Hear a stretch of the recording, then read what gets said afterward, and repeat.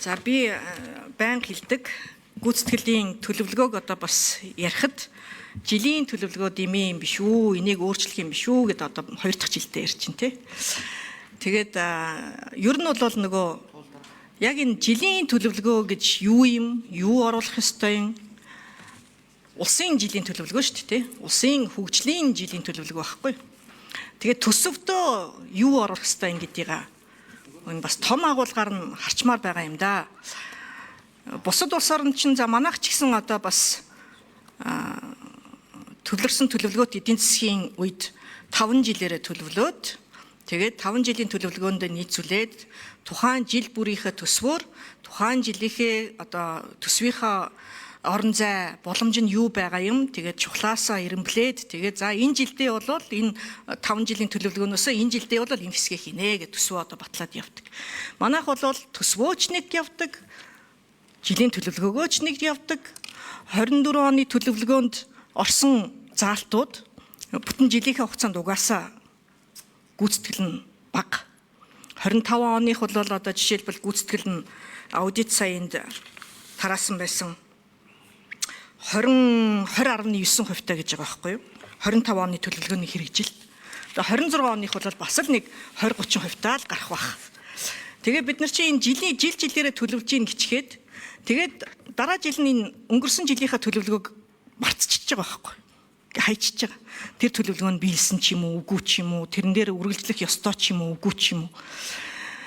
Тэгээ энэ төлөвлөгөөний асуудлыг болохоор эдийн засаг хөгжлийн яам одоо хуучнаар төлөвлөгөөний комиссийн одоо үүргийг гүйцэтгэх хятадын шинтгэл хөгжил шинтгэлийн хорооны одоо чигүүргийг гүйцэтгэх ийм л одоо зорилготой шүү дээ уг нь бол. Тэгэхээр өөрөө улсынхаа хөгжлийг юу гэж харж байгаа гэж явмаар байгаа байхгүй. Гэтэл одоо яаж нэг гэхээр бүх газруудаас саналуудыг хүлээж аваад нэгтгээд тэгээд оруулчихж байгаа. Тэгээ нөгөө зарим салбарууд чинь заавал одоо тухайн жилдээ одоо юу гэдэг төлөвлөгөө жилийн одоо бичих юм байхгүй гэж болно шүү дээ. Тэгээ зайлшгүй бич гэсэн учраас тэгээд элдв янзын ирээвэр хураавар юмнууд оруулсан. За гадаад харилцаа жишээлбэл гадаад айлчлалынхаа одоо тоо хэмжээг нь хэвээр нь хадгалнаа гэсэн байна. Тэгэл одоо бүх газрууд одоо өгж байгаа учраас юм жижиг сайжиг элдв янзын асуудлууд орчод байгаа байхгүй.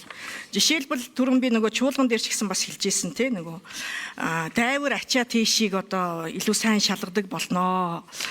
За мөн түнчлэн одоо юу гэдгийг төрийн албан хаагчдад статистикийн сургалт орноо гэх зэрэг. Тэгэхээр үндсэндээ миний асуулт юу вэ гэхээр жилийн төлөвлөгөө гэж уг нь яг юу байх ёстой юм бэ? Эдийн засаг хөгжлийн яам юу гэж харж байгаа юм бол төсвөөсөө юугаар ялгаатай?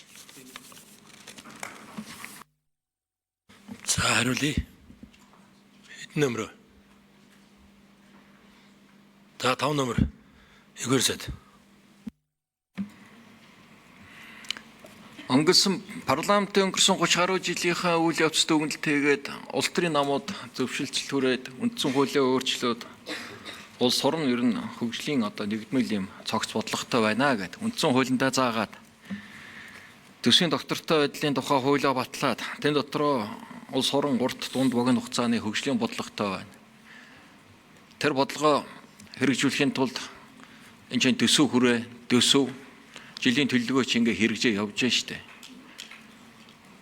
Тэгэхээр ингээ энэ тэндээс нь ирээвэр хураар цуглуулаад ингээ нэг нийлүүлээл өгдөг гэдэг.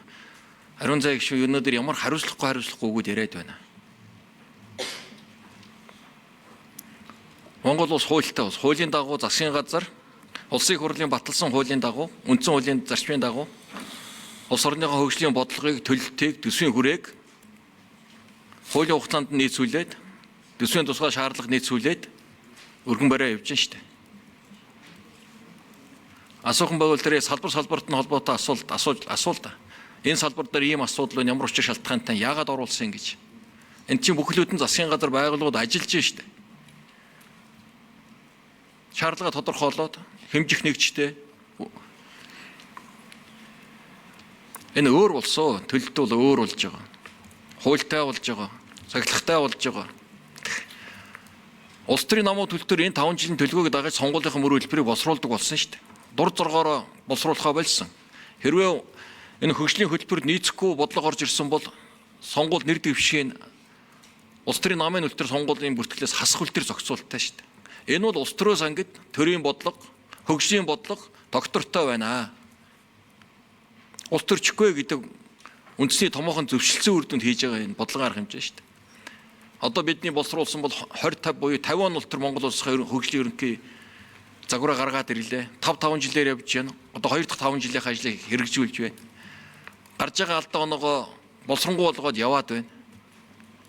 Ингэж явж байгаа зүйлийг үгүйсэх хэрэггүй, шаардлагагүй гэж ярих бол их хурлын гишүүнүүдэд тэм тогтстой зүйл биш шүү. За харин зэг шүү тодруулъя. За энх хоёр сайд та битээр угаасаа өөр одоо юу гэдгийг төвшнөр яриад угаасаа огт ойлголцохгүй. Би урт хугацааны буюу 2050, 2030 одоо 5 жил мэлийг огт үүсгээгүй шүү дээ. Би 1 жилийн төлөвлөгөөг яриад байгаа байхгүй юу? Жил бүрийн чинь төлөвлөгөө гүйцэтгэл 20% байгаад байна. Дараагийн жилийн төлөвлөгөөнд орохгүй байна.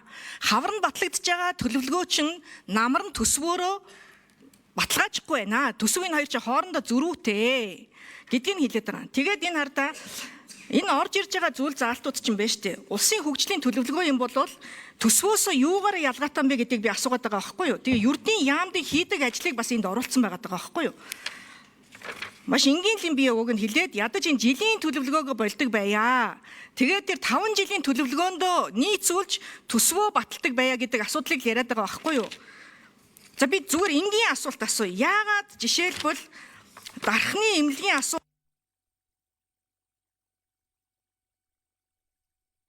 За харин зэг шүү асуултыг үзье. Тодруулгын минут авлаа гэсэн. Үнэхээр тийм ялгаатай байгаа юм бол яагаад Дархан уул аймгийн нэгдсэн эмнэлэг барих асуудал хөгжлийн төлөвлөгөөнд орчхоод Говьалтай аймгийн нэгдсэн эмнэлгийн асуудал орохгүй байгаа юм тэгвэл. Энд чинь ялгаатай үсттэй. Дархныг хөгжүүлэх нь манай улсын хөгжлийн төлөвлөгөө юм уу? Энэ төсвөөсөө юугаараа ялгаатай юм? Одоо улсын их хурлын гишүүд энэ одоо хөгжлийн төлөвлөгөөг батлахдаа бүгдээрээ зарчмын зөрүүтэй санал гаргаад өөрөөсдийнхөө тойргийн төсвийн асуудлыг оруулдаг байхгүй та. Би тэгээд энэ ажил сайн яваасай. Цагаа үр бүтээлтэй ашиглаасай гэж яриад байгаа байхгүй юу? Тэгэд би танаас хариулт авахгүй, та угаасаа надад нийцэх хариулт өгөхгүй. Би хариулт авмааргүй байна. Ямаа уушлах байхгүй юу? Асуулт асуугаагүй учраас хариулт байхгүй. Яг